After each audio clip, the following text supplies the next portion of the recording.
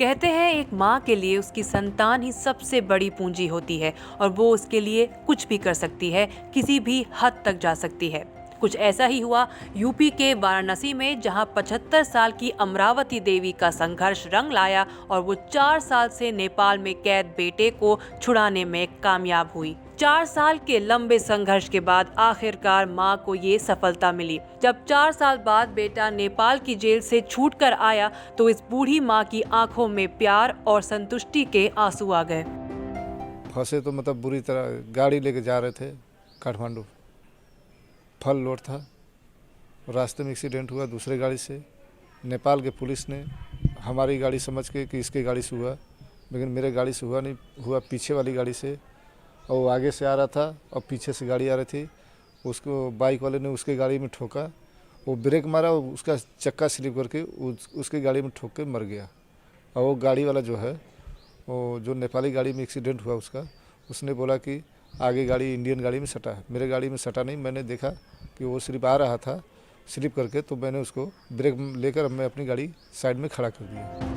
Nepal police ने इसके लिए महेंद्र को ही जिम्मेदार बताकर जेल में बंद कर दिया। नेपाल में हर्जाना भरकर जेल से छूटने का कानून है, लेकिन महेंद्र या फिर उसके परिवार के पास रिहाई के लिए 7 लाख रुपए नहीं थे। यहीं से महेंद्र की मां अमरावती का अपने बेटे को छुड़ाने का संघर्ष शुरू हो गया। अपने बेटे को छुड़ाने की मांग को लेकर 75 साल की अमरावती अक्सर किसी भी वीआईपी के वाराणसी आने पर उसके काफिले के सामने बेटे की रिहाई वाली तख्ती लेकर निकल पड़ती थी। 4 साल के दौरान सीएम से लेकर पीएम और अनगिनत मंत्रियों के काफिले अमरावती की आंखों के सामने से गुजर गए, लेकिन किसी ने भी उसकी समस्या पर ध्यान नहीं दिया। इसके बाद बनारस हिंदू यूनिवर्सिटी के कुछ पूर्व छात्रों और सामाजिक संगठन की मदद से अमरावती के लाल को नेपाल की जेल से रिहाई मिली और अब वो अपनी मां के पास पहुंच चुका है। जी, अब इसमें हम लोगों का श्रेय तो कुछ है नहीं।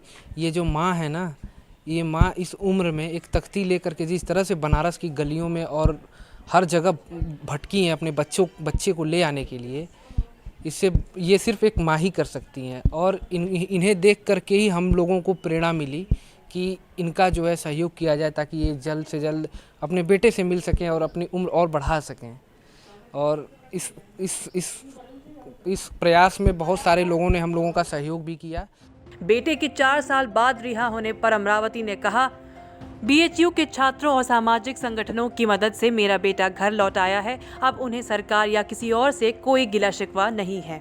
बीएचयू के छात्रों और सामाजिक संगठनों की मदद से मेरा बेटा घर लौट आया है। अब उन्हें सरकार या किसी और से कोई गिला शिकवा नहीं है।